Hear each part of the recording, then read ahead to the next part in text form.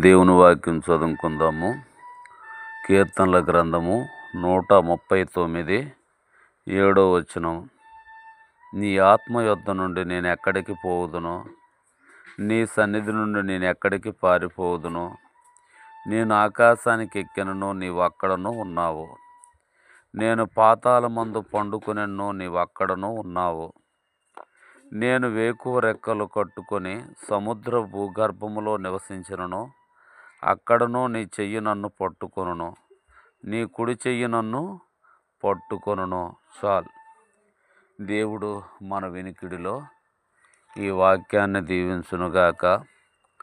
దేవుడు మనల్ని అన్ని విషయములో ఆశీర్వదించునుగాక. కాబట్టి దావీదు దేవుని ఆత్మను గురించి మాట్లాడుతున్నాడు. నేను ఆకాశానికి ఎక్కితే నువ్వు అక్కడున్నావు,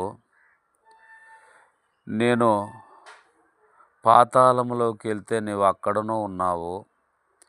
నేను ఏకువ రెక్కలు కట్టుకొని భూగర్భములో నివసించినను, అక్కడనూ నీవు ఉన్నావు. సర్వ సృష్టిలో నీవు ఉన్నావు. నీ ఆత్మ యొద్ద నుండి నేను ఎక్కడికి పోగలను అని దావీదు దేవుణ్ణి గనపరుస్తున్నాడు. దేవుడు సమస్తములో ఉన్నాడు.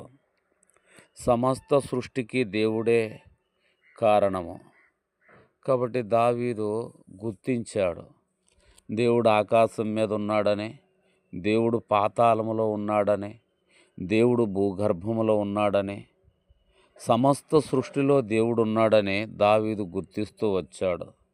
కనుకనే దావీదు ఎల్లప్పుడూ దేవుణ్ణి ప్రేమిస్తూ వచ్చాడు. దేవుడు ఎల్లప్పుడూ దావీదును దీవిస్తూ వచ్చాడు. కాబట్టి నేను కూడా దావీదు తెలుసుకున్నట్లు మనందరం ఈ సత్యాన్ని తెలుసుకోవాలా.